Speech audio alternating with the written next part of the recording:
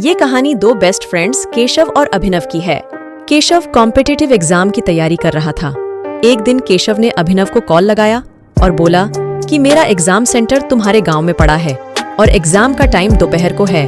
तो अभिनव कहता है, एग्जाम खत्म होने तक तो काफी देर हो जाएगी। तुम ऐसा करो, मेरे घर एक रात रुक जाना और फिर सुबह तुम अपने गांव के लिए निकल जाना। और तुम ना नहीं कहोगे, तुम ऐसा करो, मेरे घर एक रात रुक जाओ और फिर सुबह तुम अपने गांव के लिए निकल जाना और तुम्हें मेरी बात माननी ही पड़ेगी। केशव ने घर में रुकने के लिए मना कर दिया, लेकिन अभिनव के जिद के सामने उसे बात माननी ही पड़ी और घर पर रुकने के लिए राजी हो गया। केशव एग्जाम देने के लिए अभिनव के गांव आया। एग्जाम खत्म होने के बाद वह अभिनव के घर गया।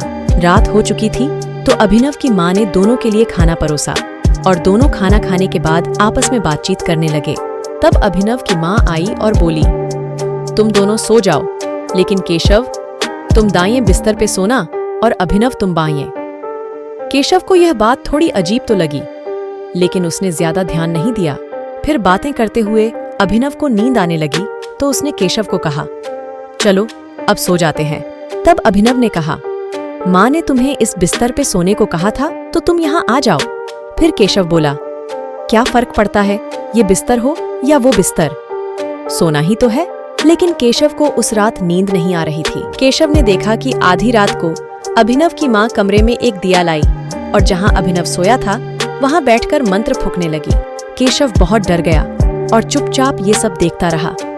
फिर सोचने लगा कि इसीलिए माँ जी ने मुझे इस बिस्तर पर सोने को कहा था, ताकि वह मुझ पर जादू टोना कर सके।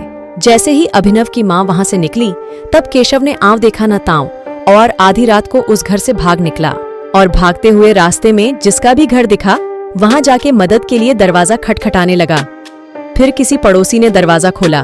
तब केशव डरी हुई आवाज में सारी बातें उस घर में रहने वालों को बताई और विनती करने लगा कि आज मुझे एक दिन के लिए अपने यहाँ रुकने दे दीजिए, मैं आधी रात में और कहीं नहीं जा सकता। केशव की बात सुनकर घर वालों ने उसे अंदर बुलाया और कहा, जिस घर में तुम रुके थे वो एक डायन का घर है जो दूसरों पे जादू टोना करती है। तुमने अच्छा किया जो वहां से निकल आए। लेकिन वहीं अभिनव के घर जब सुबह हुई तो उसकी माँ दोनों को उठाने के लिए आई। तब उसकी माँ ने देखा कि एक बिस्तर तो खाली है और जिस बिस्तर पर उसने मंत्र फूंके थे उसमें तो उसी का बेटा अभिनव सोया हुआ है। माँ को जैसे ही पता चला कि उसने अपने बेटे के ऊपर ही मंत्र फूंक डाले, माँ के पैरों तले जमीन फिसल गई और फूट फूट कर रोने लगी। फिर अभिनव की तबीयत धीरे धीरे बहुत खराब होने लगी।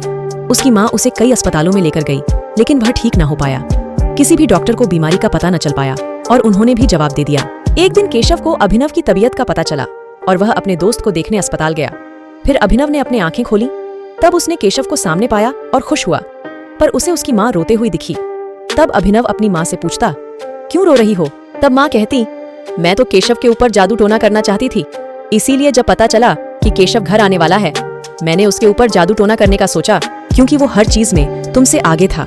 इसीलिए मैं केशव से बहुत चिढ़ती थी, लेकिन मेरे मंत्र मेरे बेटे पर ही लग गए और मैं कितनी भी कोशिश करती पर मंत्र को उलट न पाई और ना ही किसी के पास ले जा पाई।